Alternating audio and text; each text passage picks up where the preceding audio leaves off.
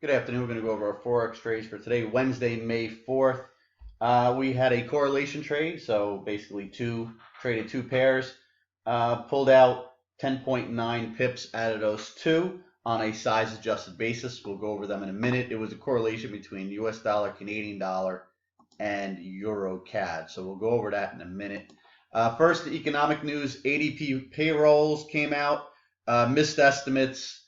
Slowest growth in over 3 years. PMI services actually beat estimates by a decent margin. That was a little surprising, although we are going more and more to a services economy now. It's about 90% services, only about 10% manufacturing, and we know manufacturing is in a massive recession. Core durable good orders tumbled for the 14th month in a row to the lowest since 2013, missing estimates. Really no surprise there. Again, durable goods. I mean, well, I guess you could say there's a surprise because we're not going to manufacture many of the durable goods. We're going to import them from China, South Korea, wherever else. People just aren't buying durable goods. But then again, home sales are down, new home sales, existing home sales, so it all goes in line. So I don't think it's a big surprise there. Although the analysts do ratchet down the estimates, and then that comes in below, so that could be the surprise, right? And then the last thing, the bond king, Bill Gross, they call him the bond king.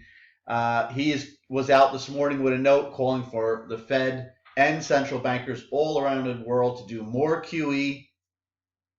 And he says there's not a chance that central bankers will end up selling back the bonds. So, there's been some controversial talk saying, well, when is the Fed going to unwind the balance sheet? They've spent close to $4 trillion during the QE that they've done already.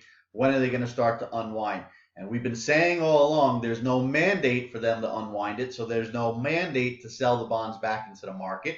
So therefore, they really haven't ended QE. They've been reinvesting principal that comes due, reinvesting any interest payments that come in on from those bonds.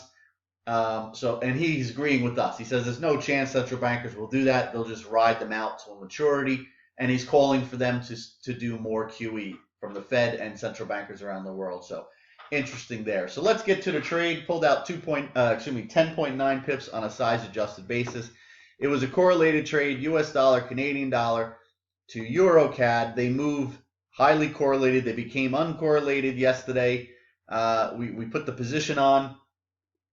Few hours, later, or not few hours, but about 12, 15 hours later, whatever it was, we were able to get out of the position with a nice profit. US dollar, Canadian dollar, we had 20% of our normal size.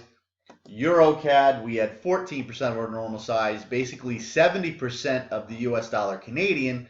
Why? Because Euro CAD is more volatile than US dollar, Canadian dollar, approximately 30% more volatile. So you're going to have a smaller size in Euro CAD than you do on your US dollar, Canadian dollar. So let's go over them. US dollar, Canadian dollar. Again, they were correlated. So we go long US dollar, Canadian, short Euro CAD. This is the US dollar, Canadian. We're long 1.25209. And then on this run up, we liquidated. You put them on at the same time. You liquidate them at the same time.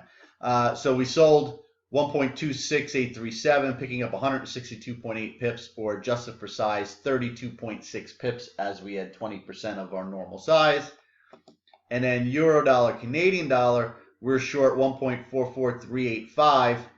We covered 1.45936, losing 155.1 pips, adjusted for size 21.7, giving us a gross of 10.9 pips, or 8.9 after commissions. Great way to trade those correlations. Wish we got more. The more volatile markets become, the more we will get. As it is, we're getting 2 or 3 to 4 a month.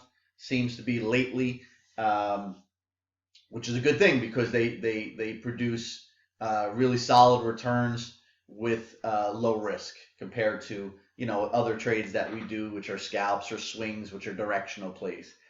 Anyway, so that's it. We're going to wrap it up. If you're still trading now, good luck. If any signals come out, they'll be coming your way. And we'll do another video tomorrow, assuming we get some action tonight and tomorrow morning. Have a great rest of your day.